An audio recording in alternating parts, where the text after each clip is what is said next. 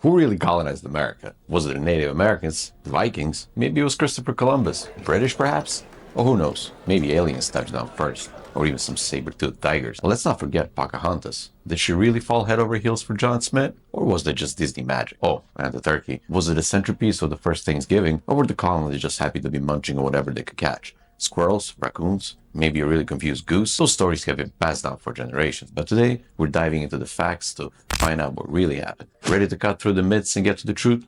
Let's go.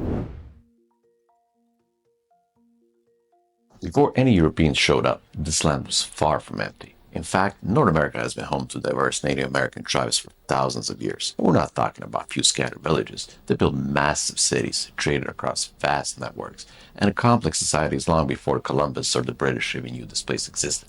Imagine this: bustling marketplaces, intricate trade routes, and thriving culture stretching across the continent. Yep, they had it all figured out long before European boots hit the ground. Let's talk about the Vikings for a second. Yep, they made it here first, around 1000 AD. Leif Erikson and his crew landed at what's now Newfoundland. They even set up a little settlement at Lansdowne Meadows. So, were the Vikings the first European colonizers? Kind of.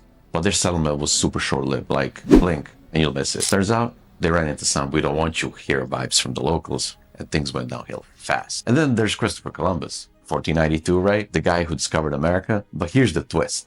Columbus never actually set foot in what we now call US. Columbus landed in the Caribbean, so kind of close, but not quite there. What he do was open the floodgates for other European powers, all thirsty for new land and riches. Now let's fast forward to 1607. Jamestown, Virginia, the first long-lasting British colony in what would eventually become the United States. But here's the kicker. Jamestown was an absolute mess at first. The colonists almost didn't make it. Between harsh winters, lack of food, and some seriously tense encounters with the Powhatan Confederacy, times were rough. And if you're wondering what finally saved them, nope, it wasn't some grand feast. John Rolfe, aka the other John, not John Smith, Pocahontas' supposed lover, rolled in with tobacco plants to save the day. The cash crop turned everything around, but it also opened the door for indentured servitude and later slavery. Jamestown wasn't the only British colony making waves. 1620, a group of pilgrims set sail for the Mayflower and landed in Plymouth, Massachusetts. They came seeking religious freedom and brought with them some seriously strict rules. Let's just say the Puritans weren't exactly the party people. These pilgrims signed the Mayflower Compact, which laid the foundation of self-governance in these colonies. It was a big step towards the idea that the colonies could govern themselves. So while they were figuring out how to survive the harsh New England winters, they were also planting the seeds of independence.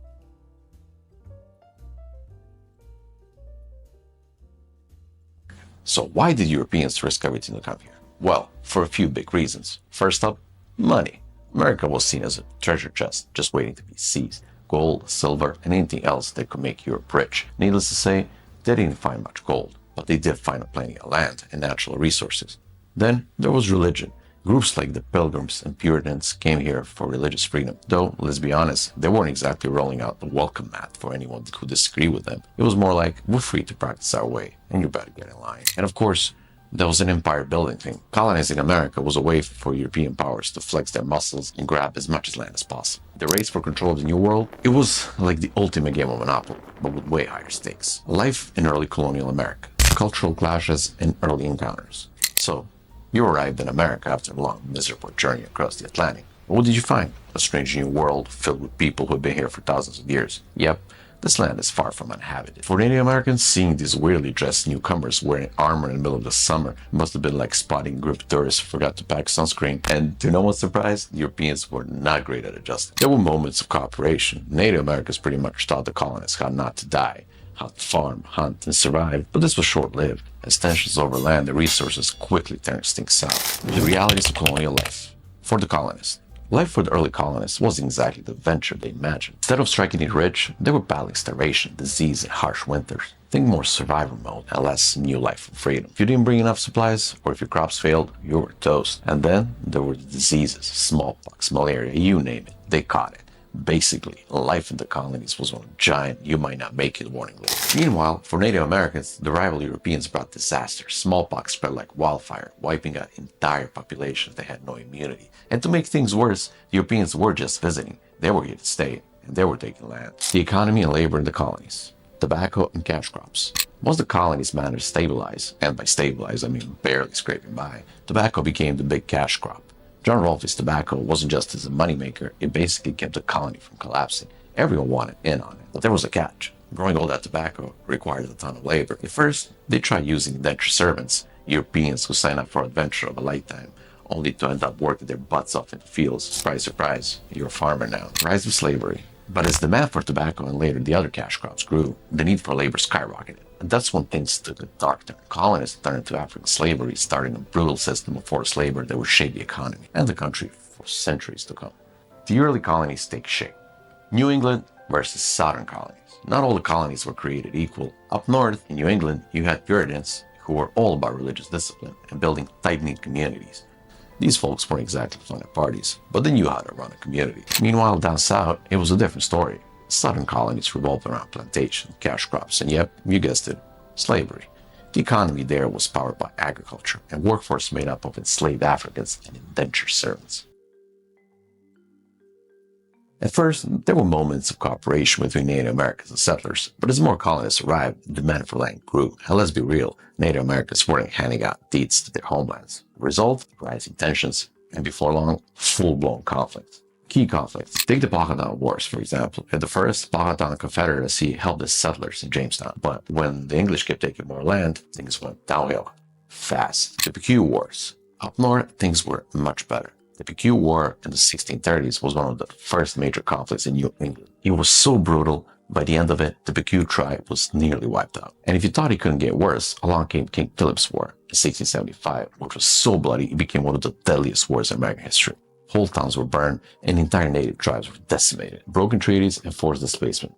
Treaties that didn't last. Europeans tried to make things official with treaties, but let's be honest, these deals didn't last long. As more settlers arrived, the colonists kept pushing Native Americans further west, breaking agreements faster than a politician's campaign promises. This set the stage for what became a tragic pattern. Native Americans were increasingly forced off their ancestral land. Displacement wasn't just happening, it was becoming the rule of the game. Tensions among the colonists, religious and political disagreements. But wait, it was just not Native Americans who were frustrated. Colonists were getting fed up with each other too. Religious differences were a big deal, especially in places like Massachusetts, where the Puritans were exactly known for being tolerant. If you didn't follow the strict rules, let's just say you were on the guest list. Early rebellions. Bacon's Rebellion, 1676. One of the first internal blow-ups was a Bacon's Rebellion in Virginia. It started as a fight over Native American lands, but quickly turned into a all-out rebellion against the colonial government. Bacon's followers even burned down Jamestown. Again, not exactly a colony known for its good luck. The European powers competing for control. The French, Spanish, and the Dutch. And while the English colonies were growing, they weren't the only players in town. The French, Spanish, and Dutch all wanted a slice of North America. It was basically the world's biggest game of who's going to claim this land, and nobody wanted to be left out. Beaver Wars. In the north, the French were constantly battling with the Iroquois in the Beavers Wars, fighting over control of the fur trade. Turns out, beavers were worth fighting for. Who knew? Down south, the Spanish were holding on to Florida and part of the Southwest. The tensions with English were heating up over land and resources. Needless to say, things would eventually come to blows. The cost of empire. By the mid-1700s, the British were starting to feel the pinch of running their global empire, especially after their expensive war with the French. And guess who they wanted to help cover the bill? Yeah, the colonies. Cue the iconic colonial battle cry.